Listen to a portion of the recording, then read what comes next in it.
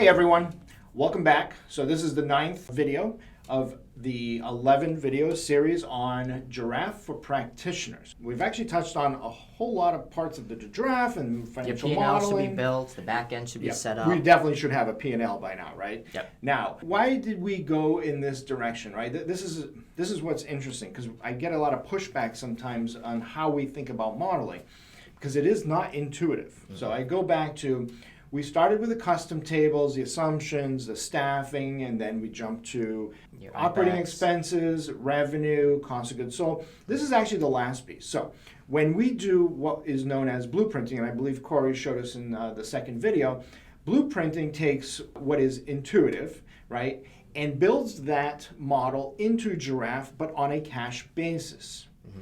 Now is the time where we begin to transition this newly built financial model from a cash basis model to an accrual based model. Yep. And this is where we begin to delay the use of cash or advance the sources of cash. Yeah. That is one example. The other example is for scaling venture-backed startups that are raising capital to scale the business. You also have to add on an additional layer of cash, which is the capital raising, right? So, but before you go there, you need to understand what is this plan on a cash neutral basis, right? Accrual, and then you see how the cash flows through the P&L and the balance sheet. So that way you can begin to plug in the multiple tranches of capital raising that you need to scale your business. So the best way I like to go about this is starting with your P&L and actually blueprinting what's already in Jirav, right? Begin to blueprint your P&L. Let's go down the list, starting with the revenue, right? Certain things, maybe you have an AR delay, right? Mm-hmm. And you may want to bifurcate that AR delay by the product that you're selling, right? Some may be net 30, some may be net 90. Keep going down, you have your COGS. Maybe that's staffing, right? Bonuses, are they paid monthly or are they paid annually? Or right? if you're paying people weekly, you've got the 4-week, 5-week split, right? That's another thing. There's some best practices we've learned about that I'll go into in the video today. There's also some other nuances, right? Which I believe we touched on in the second video, which was when you start a Giraffe instance, it is natural. Every time you start anything, you go right to the foundation and you start clicking off buttons and sort of thinking in your head you're preparing for the model. But we actually recommend you don't go in and set the AR. You don't go in and set the AP. You want to do the last thing. Yeah, 80% set up, but don't mess around with those, because then you're going to limit your ability to adjust the movements of cash flow later on once you've actually built the model. Yep. And so we'll start there. We'll kind of go through in this next video some of the best practices around that blueprinting, how we're going to tie it to the balance sheet, and some of the drivers, different ways that we can kind of model out these cash flows. Yeah, and I'll add that this video, number 9, is probably the most critical, because even in our business, when we bring on a new customer, all the focus for the first 2 or 3 months that we are providing FP&A as a service to our customer is so focused on like the business modeling, right? Putting together the P&L, that we usually sometimes don't finish or put a bow tie on the model and get the cash flow and the balance sheet to work, right? This is always that last housekeeping thing that sometimes just gets delayed, and we find out 5 months later, like, oh, we haven't done this yet. So this is an important video. There's going to be a lot here. So it's probably a longer one. It's going to be a longer one. So anyways, with that, thanks. Hey, everyone. Thanks again for watching. If you're enjoying this, please do me a favor. Like it, comment, and subscribe. Appreciate it. Now, in this section, we've already built out the P&L. You've built out most of the custom tables. You have the staffing uploaded. So at this point in time, your P&L should be pretty solid, right? You maybe have to go back to it and do some revisions, do some adjustments based on the timing of things or inventory purchasing. But for some of you, you've also probably gotten to this point and you need the balance sheet in order to be able to understand what some of the P&L is actually going to look like. For example, inventory purchasing timing, asset purchases, building purchases. Right, that's all dependent on the cash flows for a lot of companies. And so with that in mind, what I'm going to go through today is the balance sheet with an eye towards cash. And so right now what we're looking at is we're on the left-hand column under the assets. Once again, this is the listing of all the sections of your financials, but I like to start with the assets. So on the assets, a lot of the numbers, at least on the cash and retained earnings on the equity side, a lot of the numbers are going to be pre-populated based on your P&L, right? Based on your net income, that's going to be flowing through to your current assets, to the bank accounts. And so remember that how you build the P&L, Jirav is currently looking at that before you build any balance sheet drivers. Pretend no balance sheet drivers are done. The P&L in Jirav is going to be looked at on a cash basis. So whatever that net income is, unless you tell Jirav otherwise, that's what's going to impact this bank account balance. Now, if you remember in one of the earlier videos under the setup under the company, you got to choose what cash account is your main account. So if you have multiple cash accounts, you can differentiate between your savings, your checkings, your money markets, etc. So you can see right here, we actually have a massive cash decrease. We'll dive into that in a little bit. This line should be pretty much populated by your net income, right? You may want to use this as a starting point if you haven't blueprinted the balance sheet already to determine what you need to do on revisions for the P&L, to whether you delay things or make adjustments, etc. Or if that looks fine, right? Obviously, this looks like we need a capital infusion or need to make some adjustments. But otherwise, if this looks okay, I would go down and begin blueprinting the balance sheet. What are the items that actually need attention, and what are the ones that kind of just are steady state, right? Accumulated depreciation, right? Accumulated depreciation, you can see we do have some additions to that. And this would be a perfect example of how we may want to link this accumulated depreciation to, say, the P&L, right? If you've already done your OPEX and you have accumulated depreciation or depreciation on your OPEX at $150 a month or $250 a month, right? You'll want to tie that into this item, right? The thing to note that is a little bit different about the balance sheet is unlike a P&L where you can click this and create a driver, that is not possible with the balance sheets, whether it's the assets, liabilities, or equity. You're going to have to go into the bottom section of this sidebar, go to the drivers, and build the balance sheet items that way. Just something to note. But I like to start here once again as a recap as a blueprinting methodology, right? Identify which accounts you need to blueprint. Most of the time, you'll probably need some supporting documents, whether that's fixed asset schedules, prepaid schedules, interest notes, over here in the liabilities section, payment plans for debt, things like that.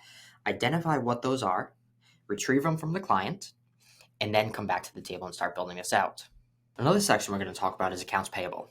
So accounts payable, if you remember back in this setup bar for the company, we also get to choose whether we wanted an accounts payable function.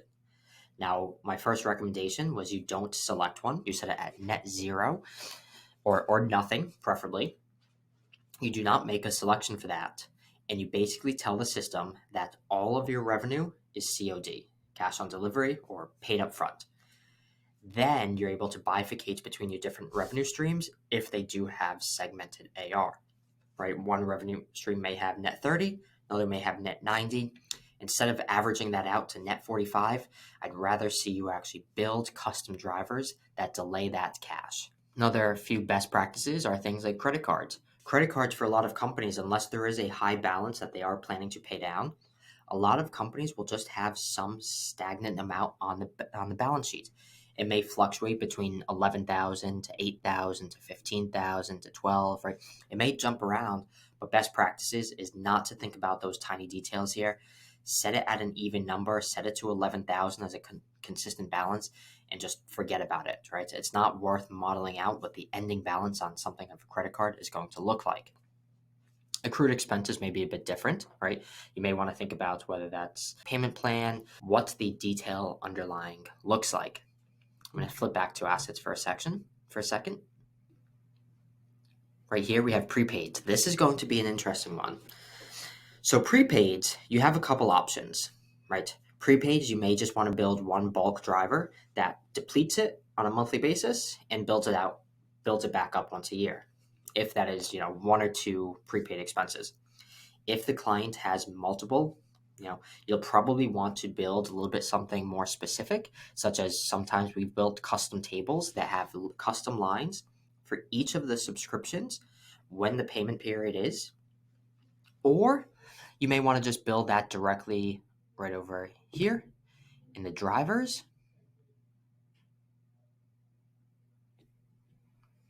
And if you scroll down a bit in the drivers, you'll have prepaids and CapEx, and then CapEx. So CapEx is going to be a little bit different than many accountants think of. CapEx in this scenario is not just new hard goods or a new car or things like that. It's also, in this case, a prepaid, right? So the way these prepaids work, you're going to add an asset, you're going to define that asset, right? Maybe that's your, let's say, HubSpot expense, right? The asset account is prepaids. The asset contra account in this case is also going to be prepaids. And another example is the asset account may be computer equipment.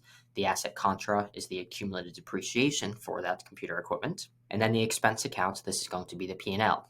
Right now, I'm just going to keep it under software and technology. I'll probably move this over to sales and marketing.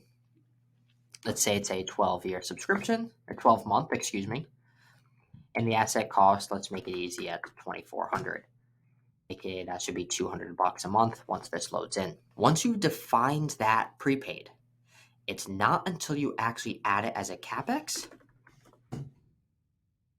as you can, it's actually going to make me reload this. Perfect example. You're going to have to reload that. Once that saves into the system, let's add a driver. And now you can see we have HubSpot available. So that's the important piece I wanted to point out, that you have to build it as a prepaid before you can actually add the CapEx driver for it. You can go ahead and make that. Usually in most cases, it's going to be some form of incremental.